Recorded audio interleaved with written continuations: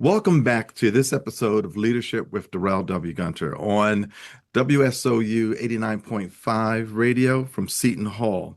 Well, I tell you, we are so happy to have really two of the very important folks who are keeping scholarly industry publishing safe, secure, and precise. Today's conversation goes to the heart of trust. Trust in science, trust in institutions, and trust in our systems we rely on to distinguish fact from fiction. We're living in an era of unprecedented scientific output, more papers, more data, more platforms, more speed, quite frankly, more junk. And yet, paradoxically, trust in scientific record itself is under growing strain.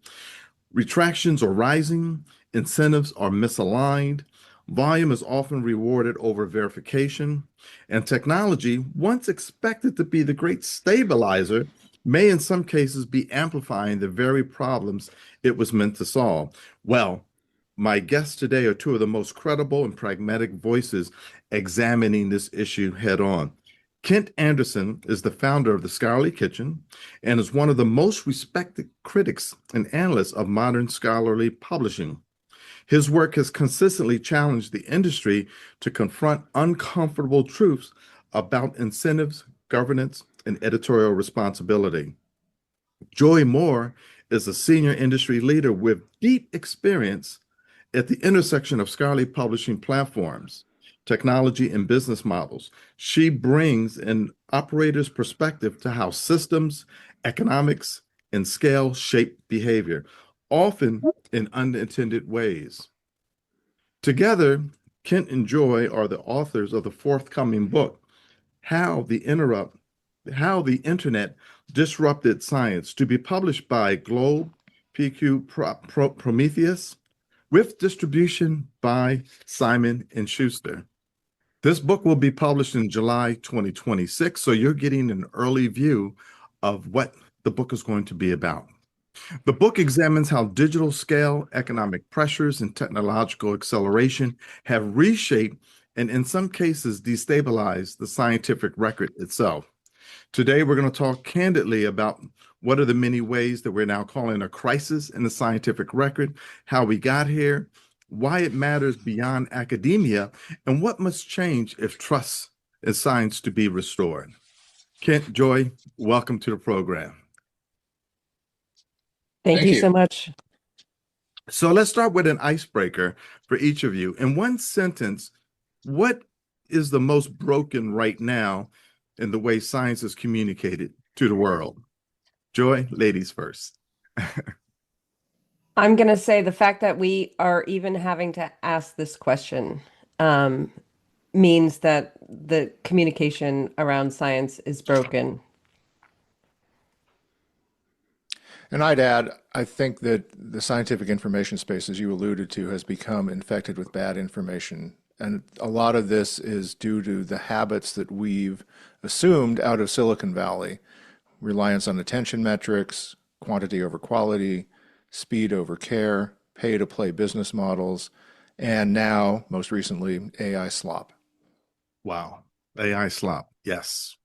So, Kent, you've argued that scientific publishing once acted as a circuit breaker, slowing things down, enforcing standards.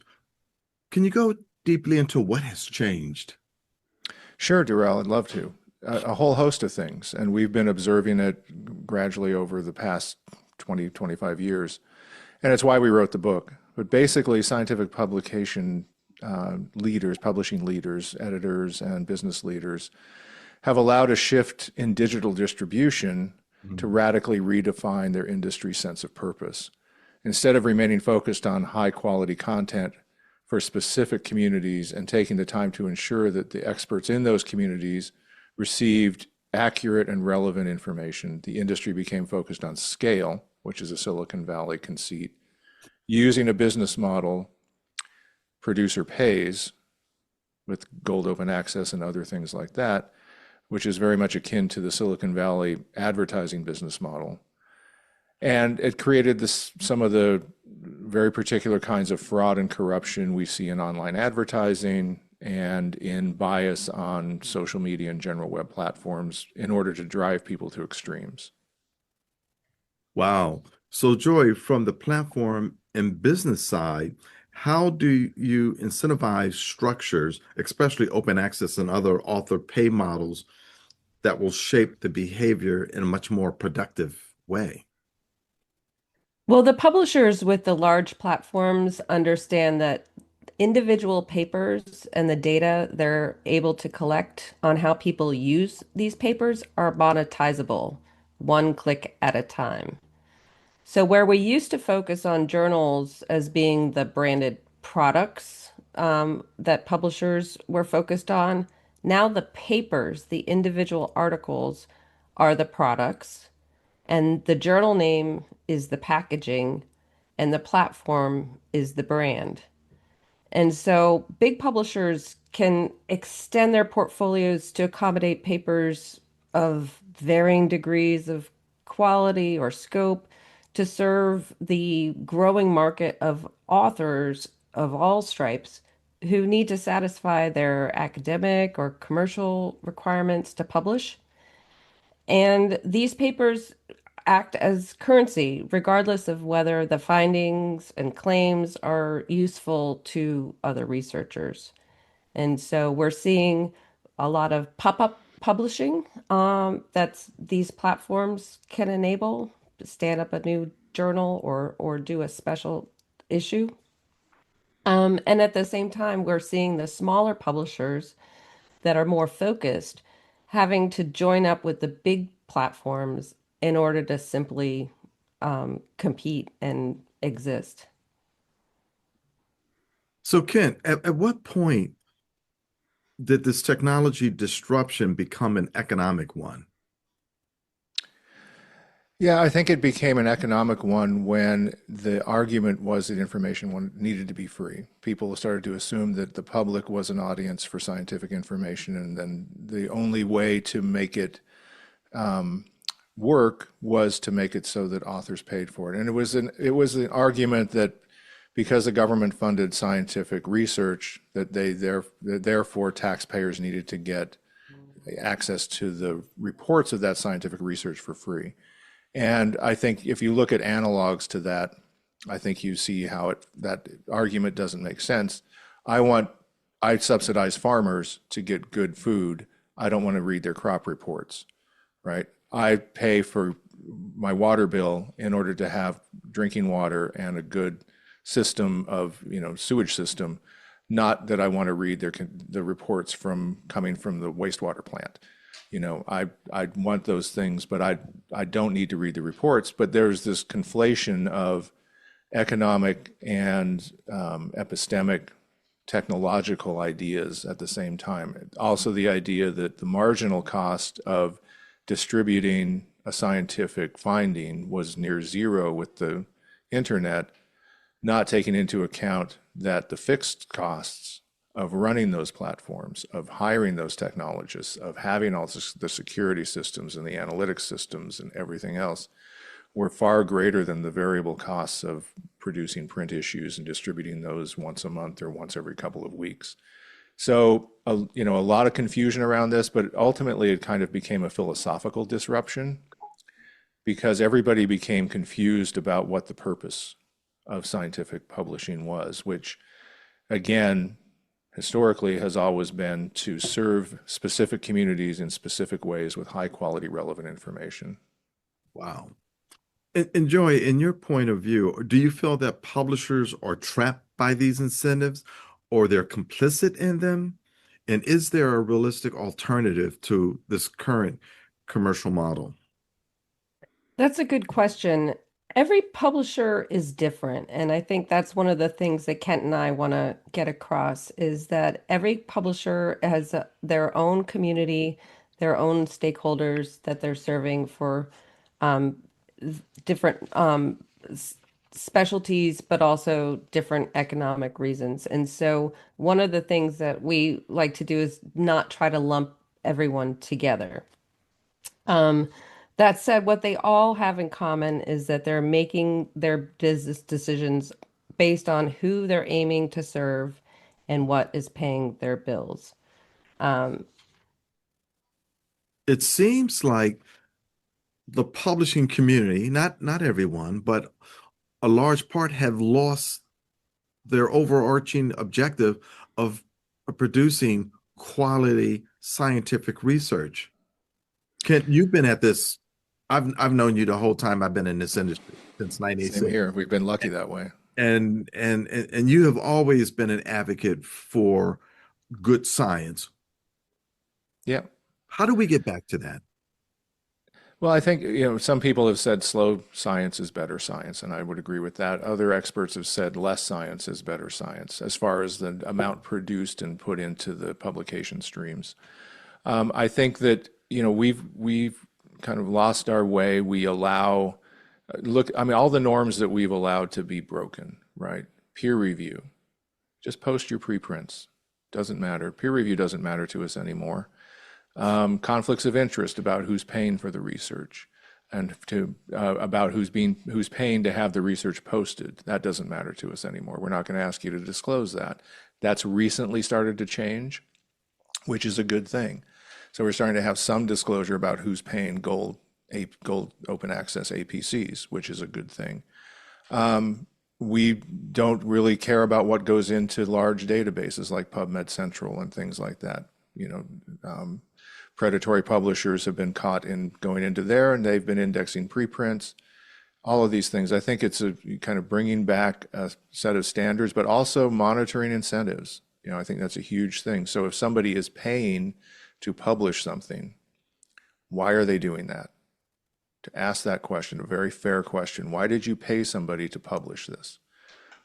Was it not good enough to have them assume all the risk for publishing it and using the quality of your findings and the importance of your findings to further burnish their brand and to attract a higher level of science from that community. So a lot more scrutiny, I think, of these things will help a lot. And so what prompted the two of you to come together to publish the book, How the Internet Disrupted Science, and what can the reader expect when it is available? Yeah, so we started talking a little over what has been like 15 months ago. Yeah, just over a year. Yeah, just over a year ago. And I've been covering this space, as you know, Darrell, since 2007, 2008. And I was very much started to cover it as an enthusiast. I was very enthusiastic about, I've talked about Physician 2.0 and Publisher 2.0, and, I loved the disruption mindset and all of that, but I thought the norms would hold. And the norms didn't hold, and the norms kept getting twisted. And I've kept finding, stories of corruption and stories of insider trading and duplicitousness and deceit that just didn't make sense. And there was also this drive to create a monoculture. So when I reconnected with Joy, we both found ourselves kind of on the same page. It's like, what's gone wrong here? This is not I discovered scientific and scholarly publishing, and it was a breath of fresh air because it was a group of people who were all devoted to sorting out fact from fiction, to refining, helping people with really important findings, refine them and get them out to other scientists so they could use them. You felt like you were building something great. And right now it feels like we're destroying something great, which is the opposite. And so we started to try to find a way to bring this concern to a wider audience. I've been bringing it to the scientific publishing audience pretty, productively for, a long time now, 15, 20 years. And, I write the Geyser and publish that every day and have thousands of people read it, but we want to have hundreds of thousands of people read it. So we tried various things, and then we realized that the best way to do it was to put all our ideas together in a book. And so we explore everything from the historical norms of publishing and how publishers came out very quickly. And then we dive into all of the things that have happened since then, how technology vendors have become kind of the default go-to players in scientific publishing. If you look at any scientific publishing meeting, it's all dominated by technology vendors. It's not dominated by editorial voices. How how copyright came under attack, all of various issues. And kind of wrap it up with a concern about if all these things line up and you look at what's going on with RFK Jr. and the anti-science devotees in the government now, you can see that there's something bigger afoot, and it doesn't seem like scientific publishers are screaming from the balconies about the problems. They seem to be more watching their bottom line and trying to stay out of trouble. So we think that's where we can step in and say, no, you should actually make some good trouble, I think. Exactly. And Joy, you also, we met some years ago when you were with the blog Seed, I believe. Hmm. And you've been at it as well. What are your thoughts in regards to how the industry we can turn this around?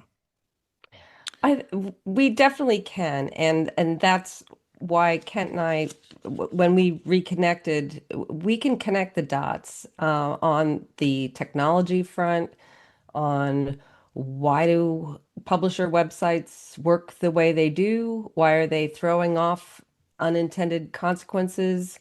How are people making money through the technology? And also the how the outside world is using publisher platforms to take scientific papers and use them for their own means. And so taking that inside out, outside in perspective is where we have laid the through lines. And there are very simple things that could be done to counteract them if publishers wanted to take back control of their content for their core audiences.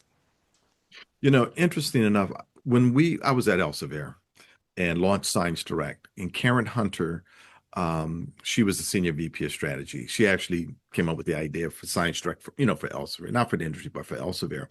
And she realized early on that in trying to get other publishers' content, abstracts, and indexes on the Science Direct platform so people could connect, she would have to do a license for each individual one. So the industry came together and created Crossref. Hmm. Is this another opportunity for the industry to come together for the better good of the industry to put in standards around publishing? I think that's one possible tool that could come about. I think that if the industry said that peer review is a non-negotiable and good peer review, not just the hand-waving kind that some publishers do, but really strong peer review. I think if they, standards like, careful evaluation by certifying bodies, were repeated. But I think the big the biggest thing to me is and our biggest recommendation is, well, I think copyright is a democratic principle. Copyright is in the Constitution for the U.S. It's among the natural rights cited by a lot of the Western world for its citizens. And I think that denigrating copyright should be off limits. I think Crossref actually, one of the more interesting anecdotes people might remember was when Omics was a big predatory publisher, and the Federal Trade Commission fined them $55 million because of their consistent predatory publishing practices in order to help drive them out of business. Crossref took them out of their membership and said, Omics, you're not going to be able to use Crossref anymore. Crossref is an interesting example because they have a pivotal role in this, right? They are the de facto scholarly scientific publisher registry. And if they had standards that were higher and said, if somebody's paying to place that article, there's a financial incentive that we don't like. If this group has this many retractions, or they're closing down a brand or something like that, there are signals that they could use to evaluate whether those DOIs should be granted in the first place, whether they have the kind of qualifications and community focus and community uptake and all of that in order to justify getting a Crossref DOI. So I think there are bodies like that that could do a lot more with their place in the technological realm than just dish technology. And I think that's a really good example of the premise for our book, the unintended consequences. You started with something that looked like technology, and it turned into a certification that turned into a business model that could be exploited in one direction or the other. And so our recommendation is for the leaders in scholarly publishing to take a step back and look at how these things are connected, and to re-examine some policies, especially the ones who are in control of making decisions about who gets a DOI and things like that. This discussion reminds me of the former uh, organization, AAP, PSP. Hmm. It still exists, but they disbanded the Hmm. group, how the publishers would sit around the table and discuss these very significant issues. At the recent annual STM Frankfurt conference, they actually had the different publishing organizations on the dais together discussing something for the first time. Why is it that the leaders of our various publisher organizations have not come together to say, let's tackle the industry's serious problems? Ken, what are your thoughts? Well, my thoughts, one of the things that the presence of technology and the pursuit of scale led to was a massive consolidation of the industry. Mhm. Right. So where there used to be, and Joy and I remember these days, the Highwire Press or, some of the other publisher meetings, PSP is another example. There used to be dozens or hundreds of publishers and a lot of people with the title executive or C-level titles in their name, and people would turn to them and listen to them. Now we have at these meetings maybe a dozen people like that. And so there are fewer minds, and there a lot of the contracting, contractual relationships make it so that those 12 people have huge influence on what's possible, or and can be blockers to change. And so you have this concentrated brain power that is more and more commercially oriented and less scientifically oriented, because a lot of those people actually don't seem to have a lot of background in scientific publishing either. So I think from a leadership standpoint, we've seen a change in leaders where they've been tagged to lead these organizations either because they have technology chops, Mhm. because they believe in the routines of scale and speed, and they don't seem to have a lot of experience dealing with scientific publishing and the editorial and ethical aspects of that. So I think it's important to have people who understand the job. And, I think that's kind of a crucial missing piece right now on the leadership front. Mhm. Joy, your thoughts? A lot of these, especially the largest publishers, have rebranded themselves in recent years as being more about being data brokers or knowledge content providers than actual publishers. And I think to what Kent was just saying, that's part and parcel of how they're operating and focusing more on scale and moving content through the system as opposed to traditional publishing, which has been about what not to publish, right? Right now, it's about more is more, where it used to be about curation and more is less. And so I think that's why we don't really get them at the table talking about publishing, core publishing decisions, because that would curtail the growth that operating platforms, brokering and data at scale require. In our last 5 minute section that we have, time just flies by. It does. What is it that you hope that the reader will come away with from reading your book, How the Internet Disrupted Science? What is it, two or three things that you hope it strikes a chord with them? Yeah, I think that it's, I hope people understand how high the stakes are in all of this. That this is an area, maybe an area they didn't even think about, right? Scientific publishing. They take it for granted.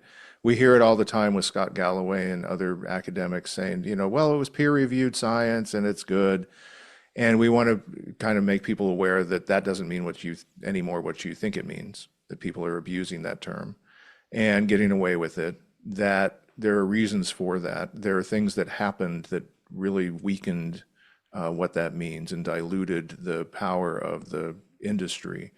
And that the stakes are high because where this could lead is, we've already seen the very first inklings of this, right? Where you have a lawyer at the head of Health and Human Services in the US making vaccine policy that has led to one, if not two, maybe three countries losing their measles-free label, to deaths and quarantines and the resurgence of whooping cough and all of this. And they've used scientific information planted specifically to fake justify, or what we call gaslight science, using gaslight science in order to drive policy changes and fool the public.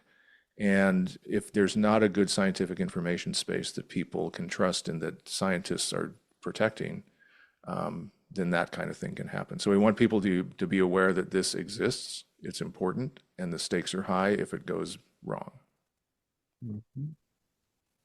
And we also want to connect the dots between some ideologies that have been put out there that no longer hold up. And speaking of science, we want to use a scientific brain to look back on how do we get from there to here. And so one of the most fundamental issues is that the idea that more science available to more people immediately is better. And what we found, and through the research and what we discuss in the book, is that it's actually not. And it's better to control copyright and to curate content for the people who need it in a controlled way.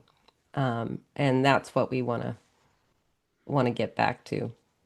Right. And what controlled means is community-based, right? Each community can decide what that means. Like in botany, maybe you have a seed database that you make available to countries that can't afford, to do genomic testing on their seeds or order the right seeds for their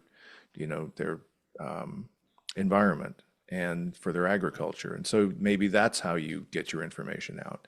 But it's a monoculture and a one size fits all and one model fits all doesn't make sense. So we need to return it to communities and then be encouraging of them to have a long-term interest in the content through copyright and a long-term interest and relevance to the community by being selective about what goes to that community and make sure it's the best information, however that community sizes it up. I know this is a tough one. 30 seconds each. What are your thoughts about AI and how it can help us solve this problem? I'll take 1 second. It can't. Ditto. And AI is about as anti-science as you can get. And that at scale, there are small inference engines, well controlled, that can work in specific situations, and they have. That's about it. I think what people have gotten wrong is that they think AI is AI. AI is modest technology that does modest things fairly well. And Sam Altman is conning everybody. That's my take. There's nothing wrong with using machine learning to solve problems, but using the term AI will help us is delaying action on things that we can solve with our regular human brains and normal computers. Wow. Can enjoy this. This has been awesome. Ladies and gentlemen, their book comes out this July, How the Internet Disrupted Science. Make sure that you get your orders placed. It's published by Globe, PQ, Prometheus, with distribution by Simon and Schuster. Really thank you for your time today, Kent and Joy, and we look forward to having future conversations. Thanks, Darrell. Thanks so much. This has been fun. That wraps it up for this week on Leadership with Darrell W. Gunter on WSOU 89.5 FM and can be found on all of your popular podcasts. We want to wish you to have a very good day and happy holiday season. But remember, leadership, it begins with you.